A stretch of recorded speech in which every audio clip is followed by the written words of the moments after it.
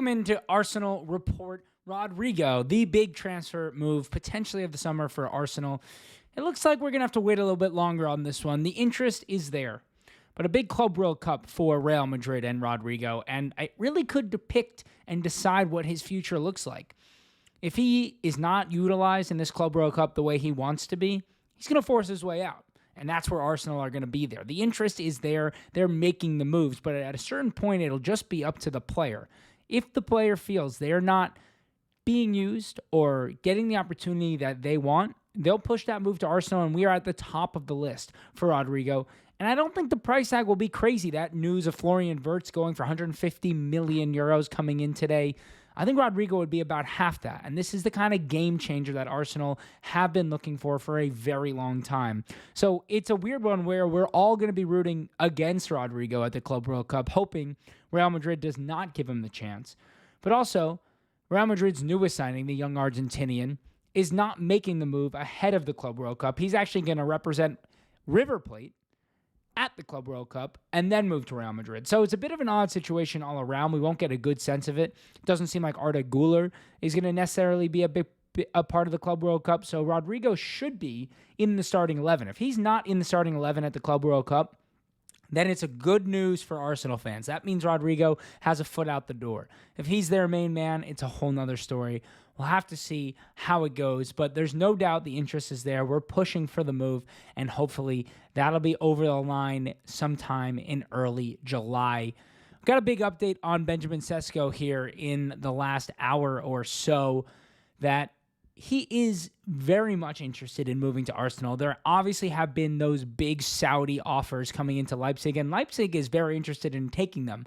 As we've spoken about so much, no Champions League money for Leipzig this year, no European football at all. They are desperate for cash as soon as possible, and the Saudi offers are big. But Cesco himself has said he does not want to move to the Saudi League. He would like to come to Arsenal. He has expressed interest in leading the line for Arteta and has spoken with the manager and is really at this point just waiting for Arsenal and Leipzig to reach an agreement. The personal terms are not completely agreed, but Cesco wants to go to Arsenal and Arsenal wants Cesco. He's the number one option. Listen, Gyökeres still out there as an option for Arteta, and Ollie Watkins is still a failsafe. If we don't get Cesco or Gyökeres, it does appear that Ollie Watkins will be the option, but I'd give this another week or so for Cesco to get done. This transfer window closes today and then opens up again on the 17th, and I'd expect that Cesco move done between the 17th and the 21st. Leipzig do need this money in as soon as possible, as I mentioned, and I wouldn't expect them to hold out for much longer, especially if the player wants to get in to Arsenal, and the club is going to want to spend that money on the back end and rebuild their squad. So we need to get Cesco in for preseason into the club, and we don't want to have to wait too much longer.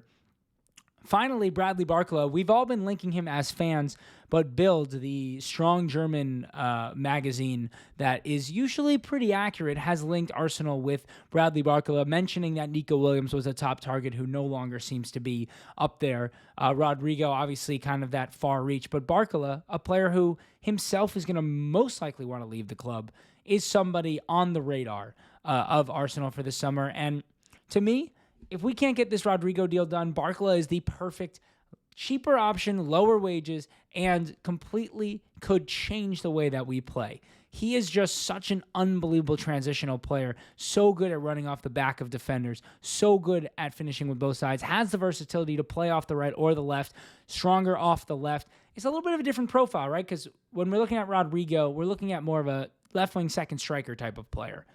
But Bradley Barka is a true out-and-out winger, and if we were to do that, that means we probably won't move for an overlapping left back. So it kind of really does change our plan so much depending on what that left-wing option is that we bring in.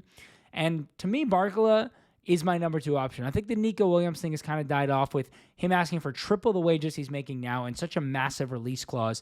It doesn't seem to make a lot of sense for us. Looks like one where I could see him going to Real Madrid and Rodrigo coming to us, and if not, you'd like Barka to be that option. We obviously talk about Yildiz, we talked about Garnacho, we talked about Kudus as some other winger options. Barka, to me, is the second option behind Rodrigo, and I've been saying it for 6-7 months. I believe in Barkala's future. This is a guy with 40 goal contributions this year for PSG, won the Champions League. a very top player, and we'd love to make Arsenal French again.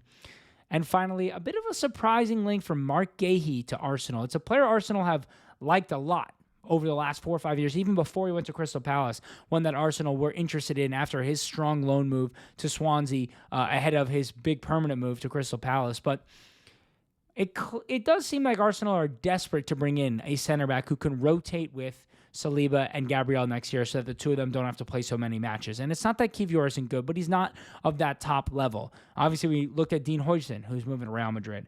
Jarell Hato is a name we continuously look at. He's more of that left back option, not necessarily left center back, right center back. But Mark Ghee is more like Dean Huijsen, where he could play right center back and left center back. He's, going to start for his country. The big issue actually would be on the player side for me is this is a guy who wants to start at next summer's World Cup for England. If he's not starting every week in the Premier League, yes, he's most likely locked into England's starter, but it's no guarantee at any point, especially with a new manager. So that would be the biggest stumbling block for me. If I'm Ghee, I could go to Newcastle, where I'm pretty much guaranteed a starting spot. I could go to potentially Man City. I could go to Liverpool and maybe get that starting spot should Konate not sign a new deal. So it'll be an interesting race for Ghee. His price tag will be pretty low, 30 to 40 million pounds, because he only has 1 year left on his deal, and Crystal Palace are going to have to sell this summer. So I think it's smart. This is a market opportunity here. And listen, Gabriel Saliba, Ghee, there's going to be 60 matches. They could each play 40 matches next year. And there you go. That's plenty of matches for all of them to play. And nobody needs to get upset. And this is what City have been doing with center backs for a while. Saliba and Gabriel, as amazing as they are, they cannot play this many matches every year. And Ghee is the perfect fit. Hoping that we keep our tabs open on him for the rest of the summer. I think that move will probably not come to fruition until mid-July, when Ghee has had a real look at his options and spoken with a lot of clubs, but he may just go where the wages are the highest and the most guaranteed playing time is, which probably would be Newcastle, or even Chelsea could be back in for him. So that's Arsenal Report. Make sure to hit that subscribe button down there. We're doing transfer roundups every single day and looking at what next season might bring us, and thanks for watching.